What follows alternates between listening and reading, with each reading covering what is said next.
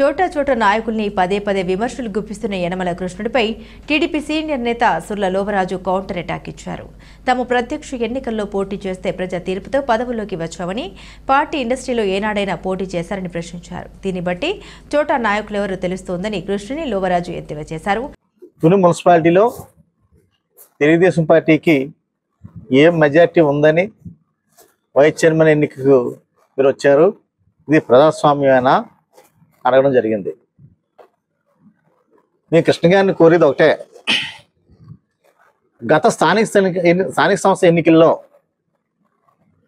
ప్రజాస్వామ్యబద్ధంగా ఇప్పుడు మీరున్న పార్టీలో నాయకులు కౌన్సిల్ని గెలిపించుకున్నారా అని మీరు ఒకసారి ఆలోచించాలి.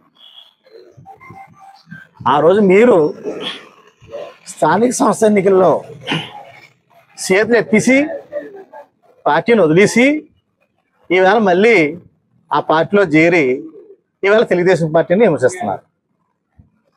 మీకు మమ్మల్ని అంటున్నారు కానీ మీకు సిగ్గుండాలి. ఎందుకంటే సోటా నాయకులు అంటున్నారు మీరు. మిమ్మల్ని అడిగేది ఒకటే, మేము సోటా నాయకులం కాదు. మేము ఒక జడ్పీటీసీగా గెలిచాం, ఒక 4 కాన్స్టిట్యున్సీ షుగర్పేట చైర్మన్గా గెలిచాం. అలాగే గణేష్ గారు కౌన్సిలర్గా గెలిచారు. అలాగే శ్రీని గారు సర్పంచ్గా గెలిచారు. సత్యనారాయణ గారు కౌన్సిలర్గా గెలిచారు. మీరు దేనికి గెలిచారో ఒకసారి చెప్పండి. చాలా పెద్ద నాయకులు కదా, మీరు చాలా పోటీ చేశారు, కానీ దేనిలో గెలిచారు? తలుపులంలో నామినేటెడ్ పదం, మార్కెట్ యార్డు నామినేటెడ్ పదం. ఈ తెలుగుదేశం ప్రభుత్వం 40 సంవత్సరాల్లో ఒక ఎంపీపీ చేశారు తొన్నంగి. ఎంపీపీ కూడా మీ సొంత విలేజ్ ఏవి నగరంలో పెడితే ఓడిపోతారని తెలిసి పక్కనున్న కోదాడులో పెట్టి ఇనామినస్ చేయించుకున్న ఘనత యనమల కృష్ణ గారిది. దాని ప్రత్యక్ష సాక్షిగా యనమల లక్ష్మణరావు గారు ఉన్నారు పక్కనే. ఎందుకంటే మీరు ఎప్పుడూ ప్రజల నుండి గెలిచి రాలేదు. మీరు సోటా నాయకులు అంటున్నారు. మేము ప్రజల్లో గెలిచాం, చిన్నదో పెద్దదో పదవి గెలిచాం. మేము రాజకీయ ఉనికి కోసం రంకెలేస్తున్న కృష్ణుడు మున్సిపల్ ఎన్నికల్లో టీడీపీ అభ్యర్థుల్ని ఇప్పటి మీ బాస్ అరాచకాలు సృష్టిస్తే ఏం చేశావని ప్రశ్నించిన లోవరాజు, అన్న క్యాంటీన్ ధ్వంసం చేసి నీపై కేసులు పెట్టించిన దాడిశెట్టి రాజుతో అంటేగాకడమే నీ రాజకీయ చతురత అని ప్రశ్నించారు. కేసుల గురించి మీరు మాట్లాడుతున్నారు. కేసుల గురించి మాట్లాడడానికి ఆ రోజు మీరు ఏ పార్టీలో ఉన్నారో అదే పార్టీ నాయకులు అన్నా క్యాంటీన్ సితగొట్టి మీ మీద కేసులు పెట్టారు. ఇంకా మీరు సిగ్గు లేకుండా ఆ పార్టీలోకి వెళ్ళి తెలుగుదేశం పార్టీని విమర్శిస్తున్నారంటే మాకు సిగ్గేస్తుంది మీరు చెప్పి మాటలు వింటుంటే. ప్రజాస్వామ్య మేధావి యనమల రామకృష్ణుని విమర్శించే స్థాయి నీకెక్కడదని ప్రశ్నించిన లోవరాజు, అసెంబ్లీలో ప్రజాస్వామ్యబద్ధంగా వ్యవహరించినందునే యనమలను టీడీపీని ప్రజలు మళ్లీ గెలిపించారన్నారు. గెలిచారు రామకృష్ణ గారు. ఆయన ప్రజాస్వామ్యబద్ధంగా చేశారు కాబట్టి 95లో జరిగిన విషయానికి 99 ఎన్నికలకి చంద్రబాబు నాయుడికి కూడా ప్రజలు అవకాశం ఇచ్చారు. యనమల రామకృష్ణ గారికి కూడా తుని నియోజకవర్గంలో ప్రజలు అవకాశం ఇచ్చారు. అంటే అక్కడతో అది మ్యాండేట్ అయిపోయింది. అది ప్రజాస్వామ్యబద్ధంగా జరిగిందనేది దానికి అదే ఉదాహరణ. నెక్స్ట్ ఓడిపోయి ఉంటే వాళ్ళు ప్రజాస్వామ్య పద్ధతిగా చేయనట్లు లెక్క. వాళ్ళు ఆ రోజు వెంటనే మళ్ళీ నెక్స్ట్ ఎలక్షన్కి మొత్తం గవర్నమెంట్ కూడా తెచ్చుకోగలిగారు. అంటే వాళ్ళు ప్రజాస్వామ్యబద్ధంగా ఎన్టీ రామారావు గారిని వాళ్ళు ఏమీ తప్పుగా చేయలేదు.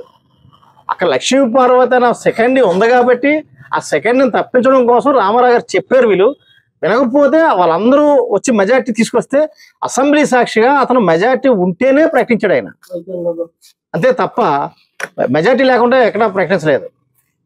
మున్సిపాలిటీలో మీ బలమెంత, మెజార్టీ ఉంటే మీ సభ్యులను ఎందుకు పంపించలేదని జనం అడిగే ప్రశ్నలకు బదిలిస్తే బాగుండేదని కృష్ణుని రఫాడించారు సుర్ల లోవరాజు. మాకు మెజార్టీ ఉంది, మీలో ఉన్న కౌన్సిల్స్ మాకు ఓటేస్తాను మాకు మాట ఇచ్చారు, అందుకని తీసిరంటారా బాబు కౌన్సిల్స్ అని చెప్తున్నాం. మీరు తీసి రాకుండా దాచిపెట్టుకున్నారు కానీ మేము అందరం కూడా వచ్చేది ఏంటంటే వాళ్ళు వస్తే తీసుకొని వెళ్ళి కౌన్సిల్లో కూర్చోబెట్టి ఎంఆర్ఓ కానీ డిఎస్పీ కానీ అడిషనల్ ఎస్పీ కానీ అందరూ కూడా కూర్చోబెట్టి ఆ మెజార్టీ నిరూపించడం కోసం అనేది ఆలోచన చేస్తున్నాం. కానీ మీరు వాళ్ళని తీసుకెళ్ళి దాచేసి వాళ్ళు మానసిక ఇబ్బందులు పెట్టి వాళ్ళు చాలా చిత్రహింసలు పెట్టి ఇంట్లో పిల్లల్ని తల్లుల్ని కలవకుండా చేసి ఉంచిపెట్టిన మీరు. అందుచేత మీరు రామకృష్ణ గారి గురించి, రామకృష్ణ గారి అనుభవం గురించి, రామకృష్ణ గారి ఒక నాయకత్వం గురించి, ఆయన ప్రజాస్వామ్యం గురించి మీరు మాట్లాడేదానికి సరిపోరని నా సలహా. ఎందుకంటే ఆయన 45 సంవత్సరాల సీనియర్. ఆయన తెలివితేటలు ఏంటి, ఆయన రాజకీయం ఏంటి, ఆయన నాయకత్వం ఏంటి అనేది రాష్ట్ర ప్రజలు కాదు, దేశ ప్రజలకు తెలుసు. ఉమ్మడి రాష్ట్రం విడిపోయిన టైంలో మన ఆంధ్ర నుంచి మన గొంతు వినిపించడానికి తెలుగుదేశం పార్టీ పంపించిన ఏకైక వ్యక్తి యనమల రామకృష్ణ గారు. అందు గురించి ఆయన్ని అనడానికి మీరు సరిపోరు. చేత గతంలో మీరు మున్సిపాలిటీ ఎన్నికల్లో నామినేషన్ చేసేటప్పుడు ఇనిగంటి సత్యనారాయణ గారిని, మల్ల గణేష్ గారిని, నా సత్యబాబు ఇలా కొంతమంది టీం అప్పచెప్పారు. మీరు ఒక్కసారైనా మున్సిపల్ ఆఫీస్కి వచ్చి ఎందుకు ఇలా జరిగింది, ఇది ప్రజాస్వామ్యాన ఈ రోజు అడిగారు కదా, ఆ రోజు ఎందుకు మీరు అడగలేదు అనేది నేను అడుగుతున్నాను మిమ్మల్ని. నామినేషన్ చేసిన క్యాండిడేట్లు పట్టుకుపోయారు, ప్రపోజల్ చేయడం వచ్చిన క్యాండిడేట్లు పట్టుకెళ్ళిపోయారు. మీరు ఆ రోజు అన్ని పట్టుకెళ్ళిపోయి వాళ్ళ పట్టుకెళ్ళిపోయిన నాయకులు సెంటర్ మీరు చేరి ఇవాళ ప్రజాస్వామ్యం గురించి మీరు మాట్లాడుతున్నారు. అంచేత మీరు మాట్లాడడానికి సరిపోరు. ఎందుకంటే 40 సంవత్సరాలు మీరు ఇదే పార్టీలో ఉన్నారు. వాళ్ళ చేత మీరు ఎన్ని కేసులు ఇప్పించుకున్నారో మీకు తెలుసు. తర్వాత మీ వెనకాల ఉన్న శాస్త్రి గారికి ఏం జరిగిందో మీకు తెలుసు. మీ వెనకాల ఉన్న ఖాతా సత్యబాబు గారికి ఏం జరిగిందో మీకు తెలుసు.